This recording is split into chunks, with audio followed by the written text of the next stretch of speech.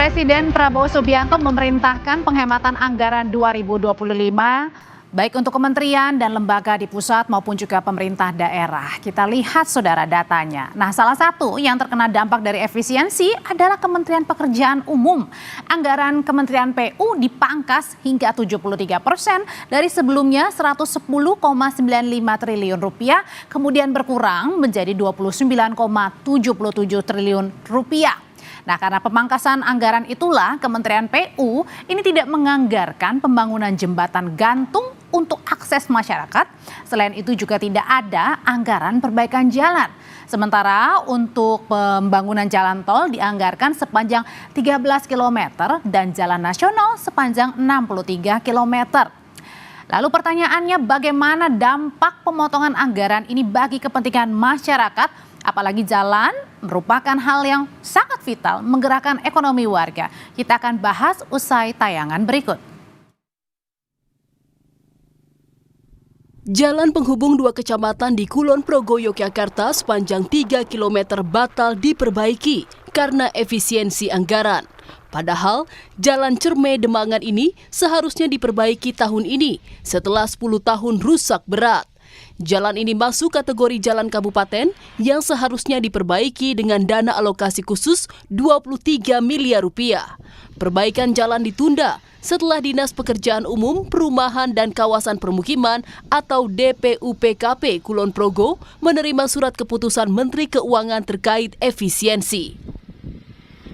Untuk dana DAK khususnya di Kabupaten Kulon Progo itu yang kita tadinya senilai 23M, kita terdapat pemotongan yaitu sebesar 23M juga. Jadi sehingga sisa dari DAK 2025 sebesar 0 rupiah. Sehingga untuk penanganan jalan Cerme Demangan, Bojong Garowongan dan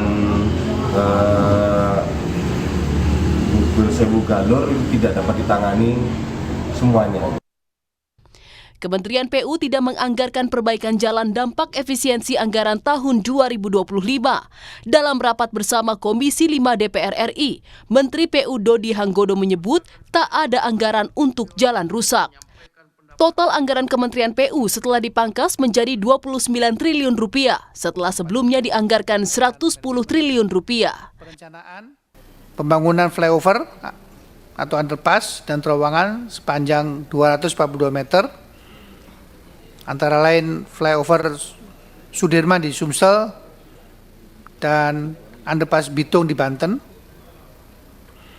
Pembangunan jalan bebas hambatan sepanjang 13 km, tol Serang Panimbang di Banten, tol akses Pelabuhan Patimban di Jabar. Tidak ada kegiatan pembangunan jembatan gantung dan preservasi jembatan untuk sementara waktu. Tidak ada kegiatan preservasi rutin jalan dan jembatan, serta dukungan manajemen teknis lainnya. Dampak efisiensi, anggaran Dirjen Bina Marga Kementerian PU dipangkas menjadi 12,48 triliun rupiah.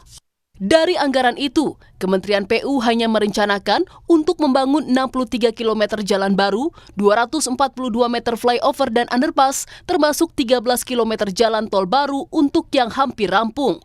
Sementara tak ada anggaran untuk perbaikan jalan. Padahal dari data yang dirilis pada Maret 2024 oleh Kementerian PU, persoalan jalan rusak tersebar di seluruh Indonesia, mulai dari jalan kabupaten hingga jalan nasional. Untuk jalan nasional yang rusak berat sepanjang 680 km.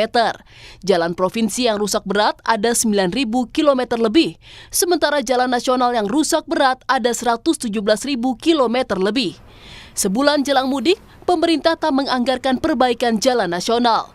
Pemerintah menargetkan penghematan 306 triliun rupiah dari efisiensi anggaran. Tim Liputan Kompas TV. Kementerian PU memangkas anggaran perbaikan jalan, dampak dari efisiensi menjadi nol alias tak ada anggaran untuk perbaikan jalan. Lalu saat mudik, apakah ini masyarakat diminta untuk menikmati jalan rusak? Kami bahas bersama Herzaki Mahendra Putra, staf khusus Kemenko Infrastruktur dan Pembangunan yang sudah bergabung. Selamat malam Bang Herzaki. Ya, selamat malam Mbak. Ya, di studio juga sudah bersama saya ada Mas Yanuar Arif Wibowo, anggota Komisi 5 DPR dari fraksi PKS. Malam Mas Yanuar. Selamat malam Mbak Audrey dan semuanya. Assalamualaikum. Waalaikumsalam. Saya mau ke Bang Zaki dulu. Bang Zaki, jadi ini tidak ada anggaran perbaikan jalan nasional. Jadi sebenarnya kenapa infrastruktur ini yang dikorbankan? Ya, begini Mbak, gitu. Sebenarnya kan kalau bicara mengenai anggaran kan, kita kan sumbernya tentu dari teman-teman Kemenq, diskusi dengan teman-teman kementerian. Tapi sebenarnya saya ingin menyampaikan, hari ini masih di exercise Pak, ya. Jadi kemarin kan adalah exercise pertama, exercise awal, lalu kemudian ada arahan ternyata dari Pak Presiden melihat situasi terkini, efisiensi tetap akan dilaksanakan, tapi itu fokus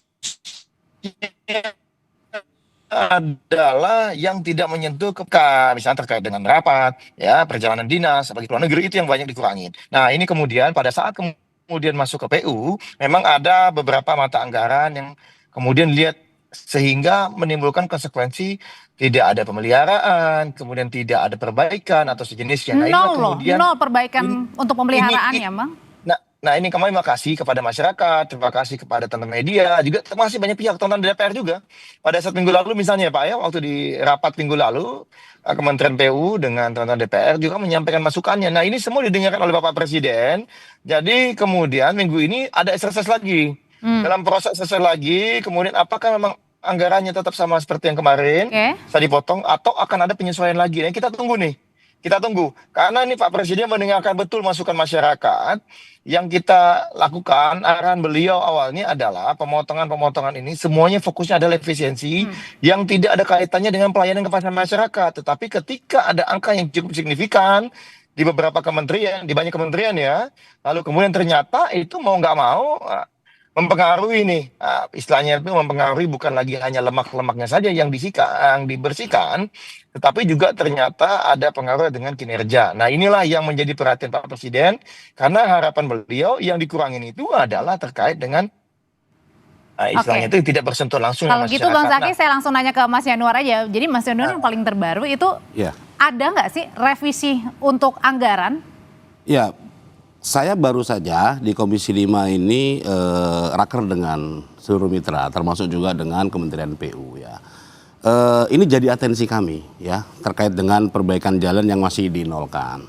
Memang besar harapan kami ya sebagaimana Pak Presiden selalu memberikan arahan bahwa efisiensi ini adalah anggaran yang tidak berdampak langsung pada masyarakat dan tidak menimbulkan atau berdampak kepada pertumbuhan ekonomi.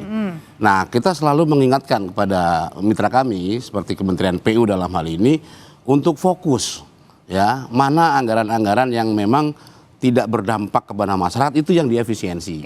Memang cukup mengejutkan, anggarannya cukup besar dieliminir gitu ya, diefisiensi dari 110 menjadi 29 triliun.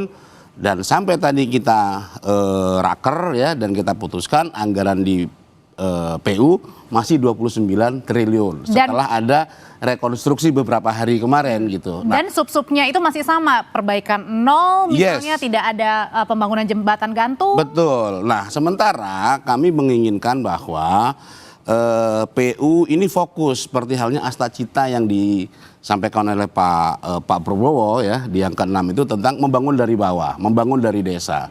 Nah infrastruktur berbasis masyarakat yang ada di desa-desa itu ya bisa menaikkan atau meningkatkan pertumbuhan ekonomi, kemudian bagian dari upaya kita untuk ketahanan pangan. Nah ini kan penting ya.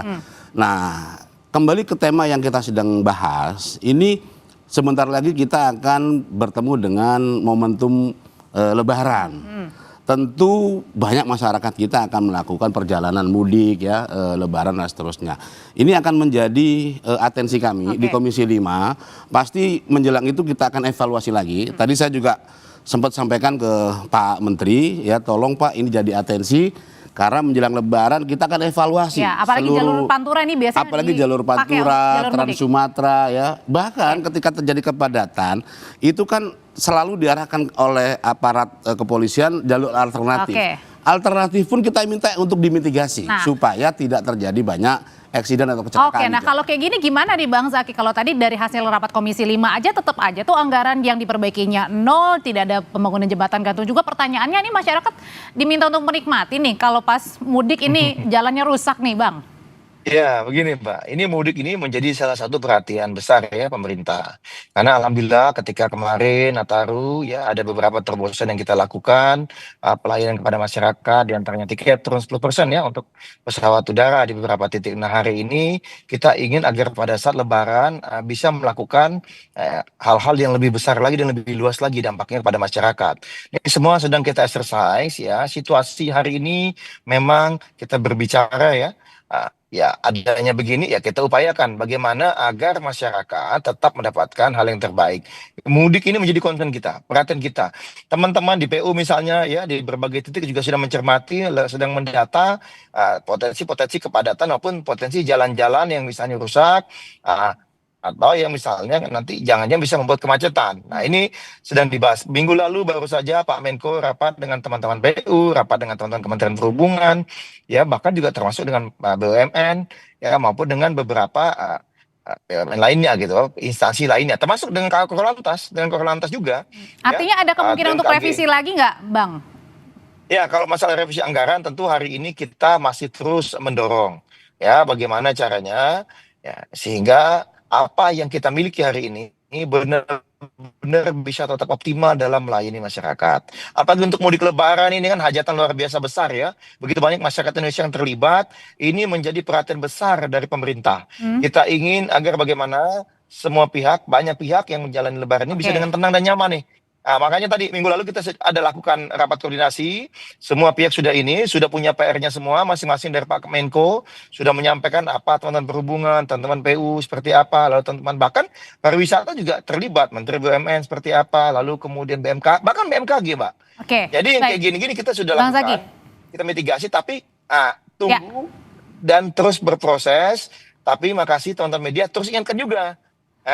Terus ingatkan juga. Bang Zaky saya mau nanya, sebentar saya mau nanya dulu ke Mas Yanuar ya. Mas Yanuar, jadi pada saat ditanya juga nggak sih dari teman-teman Komisi 5 di DPR gitu, ini sebenarnya yang mencoret-coret anggaran ini dan membuat anggaran ini siapa begitu? Karena kan memang misalnya kalau dinas keluar negeri bangkas, karena itu juga tidak berdampak pada masyarakat. Kalau ini kan sangat berdampak nih, pembangunan jalan, perbaikan jalan. Iya, ini kan mekanismenya memang agak ini ya, dari pekerjaan beberapa kementerian. Efisiensi itu kan dari angka-angka yang dulu dianggarkan di 2025 ya ketika September 2024 itu dengan program unggulan yang sekarang Pak Presiden sedang luncurkan, ini kan pasti ada adjustment, ada perubahan-perubahan. Nah, ini semua mitra kami ya di PU, di perhubungan dan seterusnya itu mereka diberikan pagu gitu ya oleh Kementerian Keuangan untuk di-exercise gitu dan dimintakan persetujuan kepada kami. Nah, kalau kami di Komisi 5 itu memang ya kewenangannya eksekutif. Mau dikurangi berapa, mau ditambah berapa gitu. Nah, yang kita inginkan adalah bahwa pengurangan atau penambahan itu fokusnya itu masyarakat jangan kemudian dirugikan. Dan ini dirugikan sekali masyarakat. Nah, dalam hal ini apa yang telah terjadi dengan tidak adanya perbaikan jalan ya, kami khawatir kalau ini tidak segera diberikan solusi ya, dianggarkan, masih ada waktu sih ya Bang Zaky ya, masih ada waktu. Kita mudah-mudahan Ibu Menteri Keuangan juga melihat situasi seperti ini ya, termasuk Mbak Audrey, ini bagaimana tenaga-tenaga non ASN yang ada di bawah Kementerian PU pun ini sudah menjerit gitu loh. Jadi tenaga-tenaga yang penjaga pintu air ya, penjaga bendungan yang non ASN ini sempat kemarin kan dirumahkan. Kita ingin jangan dampaknya kemana-mana. Tapi kita ingin bahwa ini menjadi fokus gitu ya kepada masyarakat kecil. Pak Prabowo tentu sangat ingin ya masyarakat kecil itu dilayani dengan baik. Mereka ya jangankan urusan begini ya, urusan makannya aja diperhatikan sama beliau gitu loh. Kita berharap menteri ini fokus, benar-benar anggaran yang tidak berdampak kepada masyarakat itulah yang direvisi. Tapi masih bisa kemungkinan ada revisi lagi nggak? Mengingat kan ini bentar lagi nanti Lebaran. Masih mungkin. Berarti Karena ini belum mekanisme ketok palu. anggaran kita ini kan memberikan keleluasaan yang cukup besar ya kepada eksekutif untuk melakukan adjustment. Tinggal nanti dimintakan persetujuan kepada mitra komisi terkait seperti sekarang ini gitu loh. Ini kan adjustment biasa aja gitu. Dari 110 menjadi 29, dari 30 jadi 13 di perhubungan dan seterusnya. Kapanpun itu bisa terjadi gitu loh. Kapanpun bisa terjadi. Oke, Bang Zaki, balik lagi ke Bang Zaki. Kalau misalnya tadi kan jalan baru ini hanya 63 km ya yang dibuat, begitu ada jalan rusak berat yang diperbaiki atau jalan rusak berat lah ini nasional 600 km lebih dan lain sebagainya, itu data-data yang diperoleh begitu. Nah pertanyaannya kalau misalnya dipangkas-pangkas untuk perbaikan, untuk pembangunan jalan baru, nah ini gimana parameter masyarakat ini menilai kinerja dari Kementerian PU nih 1 tahun ke depan? Ya begini Mbak, bagaimanapun ini masih awal, ya itu satu hal. Yang kedua kan semangatnya Pak Prabowo ini kan ingin ada efisiensi. Nah, beliau ingin setiap dari kementerian, setiap kali itu menyampaikan usulan-usulannya. Seperti apa nih duduk bareng dengan teman-teman Kementerian Keuangan. Dengan harapan tentu pengeluaran-pengeluaran yang tidak perlu itu bisa dihilangkan. Nah, tentu bagi beliau bagaimana layanan ke masyarakat tetap berjalan dengan baik. Nah, hari ini memang dalam exercise yang kita lakukan, tadi ada beberapa konsekuensi.